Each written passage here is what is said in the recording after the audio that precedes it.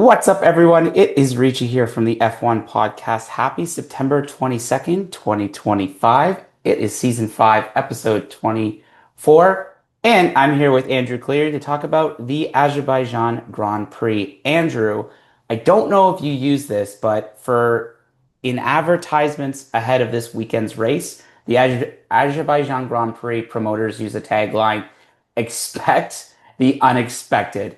Is that very fair to say for this weekend? It's tough because Azerbaijan is always like a wild race weekend where anything can happen. And we really experienced that on Saturday, Yeah. to be fair, because if I'm not mistaken, qualifying was longer than the actual race at Monza, but prior hand. Six red flags were observed during qualification, breaking the previous record of five flags during a single qualification session in the 2022 Emilia-Romagna Grand Prix and the 2024 Sao Paulo Grand Prix. Due to the stoppages, the session ran for over 2 hours. Which is just ridiculous. I mean, there's so much stopping and starting. You know what? They'll provide some great entertainment. Nobody could keep the car on track from the sounds of it. To be fair, it was really windy. I mean, the F1 kept going to showcase how much wind there was up in the paddock, up in the hospitality suite. So, you'd be experiencing some tailwinds going into corners, you'd be experiencing some headwinds going to other corners, shifting and siding. No wonder why it created six red flags.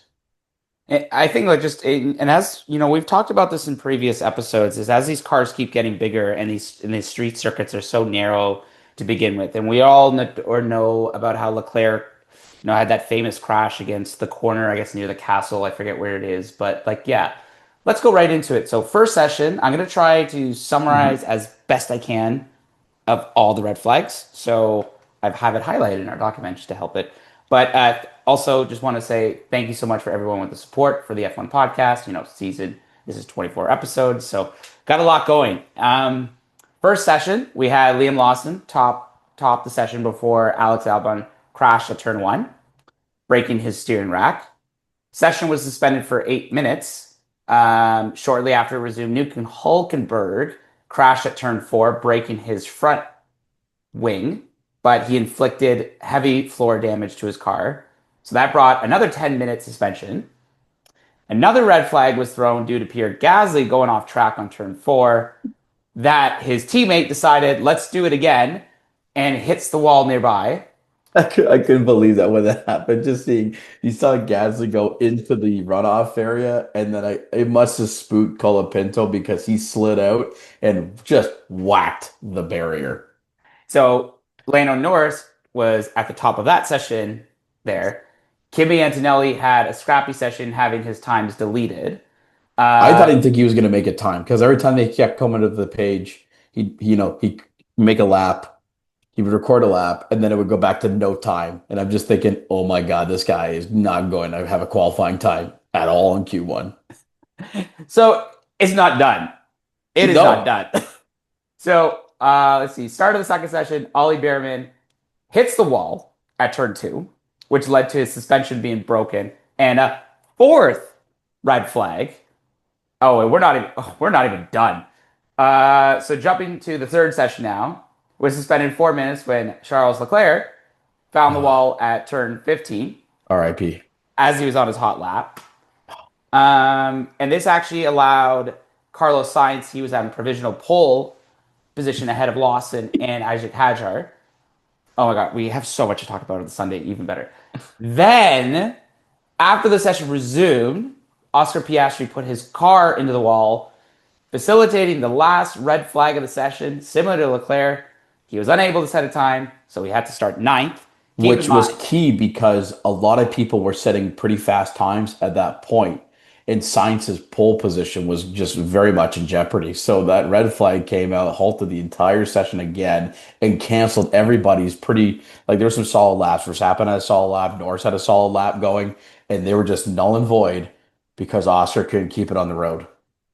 Forgot to mention this. Esteban Ocon was disqualified following the session due to rear wing infringement. So, with all this kerfuffle, red flags later, we finally had somebody, Max Verstappen, Is he back or what? Hashtag it, people. He's back. Still back. Somebody, To the point where he's winning the championship. It's on. I mean, the championship is on. I know we joke about this, but like, it's Max. He can do anything. somebody's got to check with Laura and Tyler to make sure they're doing okay with another back-to-back, race win, Like, what a back-to-back race. story that would be to have like all the turmoil at Red Bull this year, driving a boat until Christian Horner leaves, Mekis comes in, and if Max were to turn this around, it would be probably the greatest championship win in the entire F1 history, in my opinion. Is this his fourth win already of the season? And he did this in Grand Slam fashion, his sixth of all time. I think That ties Hamilton for that sixth. ties Lewis Hamilton. So we'll get into the Sunday, but yeah. So all this kerfuffle, McLaren not really good weekend in the sense of it qualifying, so it goes into Sunday. And I guess, do you want to talk about Sunday? But all Well, right, the thing going into the weekend, McLaren had the opportunity to set some history here by winning the Constructors' Championship, I believe, at the earliest stage correct. ever in F1. I mean, they were 310 plus points ahead going into the weekend. So it's kind of, an opportunity to win there and secure the Constructors' Championship. I think they had to finish first and third, or there was a bunch of teams that couldn't outscore points. But when you start P7 and P9 technically on the grid, mind you, going into Sunday, I thought they would be better in terms of performance because they've had up until that point, they were very shaky. I mean, Lando didn't look very comfortable. Oscar was not comfortable whatsoever. And I mean, you did have some competitiveness with the Ferraris. The Ferraris did look pretty good, Yeah. and in the practice sessions, and with the emergence of Max Verstappen, whatever they've done at Red Bull the last couple of weeks, with I think they just came with a new floor plan at Italy, and it's already I think and I think Red Bull was thinking like they were not going to have a good weekend already at Italy, and look how they won. They won with like Well, 20, 30 seconds ahead. yeah. And then shout out to also Carlos Sainz and Liam Lawson of all people. I mean, I'd never would have thought P2, P3 for those guys. And let's maybe talk about Sunday. All So right. it goes from bad to worse for our championship leader. He stalls the car or anti-stalls the Jumps car. the start too, like automatic penalty to begin with. And then maybe he just said, F it. I really don't care. Puts it in the wall. Puts it into the wall on turn three, I think it was. Um, I don't know if you knew this, but then he was at a place in the circuit where he just basically just chilled with the marshals. They gave him water, they gave him a banana, and he just watched the race on the phone. And Tim Illman did a very good video of how they were trying to struggle to get his security team was trying to struggle to get to him, but like he was able to leave. I don't know if it was after the race, but like yeah, what if like so this is the part where okay, if Oscar's not going to score any points, this is where Lando Norris. I'm like, you got to prove yourself. You got to be able to come back. And what did he do? He didn't do it. Just fell Blown flat, like opportunity. just a big of a session for Lando Norris because to think that your championship rival technically is out, you can gain 25 points. Like that is huge, Yeah. right? Especially the 25 points that he technically lost in Imola or in Monza due to an engine failure. He could have came back with that opportunity. No, he was flat all day. McLaren just did not have a good car. It was the lowest amount of points they've collectively Since scored in a Canada. GP since I think Vegas in 23. Yeah. This year it was Canada. If you remember, they collided in the Right. hairpin in front of me. Yeah, but I think it was still like even I think they had a better result in Canada if I'm not mistaken, but like it was like only like P7 for Lando to gain only 6 points on your championship rival.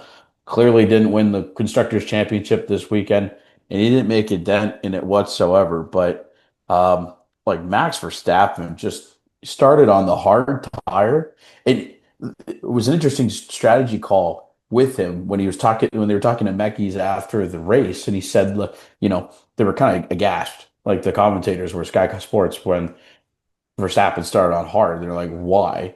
Well, if they anticipated a safety car or anything, then at least they could stay out, still Mhm. maintain first. And I mean, he made those tires last for 40 laps. And I'm telling you, and if it's not like I don't think the conditions there, if they were windy and also not as very hot, so it gives the ability for the hard tire to go longer. And he's proven himself on street circuits, this year, like in Japan and Italy. Well, would you describe Italy as a Oh, street circuit? Yeah. I would say like thin, like very much harder to overtake courses in that Yeah. sense. Oh, courses that are harder to take over. That he is able to showcase like why he is so dominant and why he is the four-time world. He's the four-time drivers champion. And like, he beat Russell, who had a very good day, started from P5 going up to P2. Who He also beat him was by really sick. I know. I couldn't believe that. Like, shout out to like if you heard him on the radio during the practice sessions, he just looked he sounded so ill, so exhausted. For him to be able to start P5, bang out a podium race this weekend, I would say kudos to George Russell. That is um a very, very respectable drive in that sense. Overall, there was compete. You had some competing strategies, and I can't believe I'm saying this, but I think that the discussion needs to focus on Carlos Sainz and talk about a memorable drive from him. The fact that I'm saying that Carlos Sainz got a podium in Williams before Lewis Hamilton got a podium in Ferrari is just like mind-boggling to say, but like he was able to take advantage of qualifying on Tuesdays. He was able to compete on Sunday and maintain that tire and maintain that speed. Trying to compete with likes of Verstappen, but that was his We've first. we've ragged on him all year. Like I have particular about how it's just he's just not being able to get it at Williams, and he's just had a really poor performance. Finally, a weekend where it all came together for him and shows to show that this is what his potential is in Williams. And he If they only have the right car set up on the right weekend, they can bang out podiums. Yeah, and he only lost a position to George Russell in the pit stop sequence, and it capped off a remarkable weekend for the driver who only secured 13 points prior to Baku. Um, I cannot describe how happy I am and how feels this goods. And he was also arguing that like this is his favorite podium of all time. Well, just because of all the work he had to put into the car this season, right? And I say that like Williams was able to compete on merit this weekend because there was only one incident of a safety car in that sense that was at the start. So it's not like there was a multitude of safety cars, a multitude of flags where they could, devise strategy or there was rain or something that they could get a strategical advantage. And that no, he was able to keep pace the entire time. And I'm just curious about how this, like, where this goes for Williams then. It says because prior to this year, remember they were always saying they were very good at the low force, high speed tracks, right? They kind of built their car to be fast on straight line speed back in the day. So I'm hoping that Sainz continues that form into Singapore in that sense because that will let them lock P5 in the Constructors' Championships pretty much. And to say that Williams is P5 in the Constructors, the best of the rest, really is quite a phenomenal feat. Yeah, and I think we talked about after, I think it was the Italian Grand Prix where they've hit their highest points in record time where like I think they're already at what 86 points this weekend at Well, 101 101. after this Yeah. weekend. And Albon had a respectful P6 finish. And it was good to see Alex Albon there celebrating with Carlos Sainz and just how much the attitude has changed in this team. For mind you, first podium since George Russell in 2021. I think that was the Emilia Romagna Grand Prix, if I'm not Yeah. mistaken. No. That was Spa. Spa, yeah, Remember, with all the rain. yeah, where they ran 2 laps. It's their first full race win or I think first full race podium since 2016 or 17 in Lance Stroll.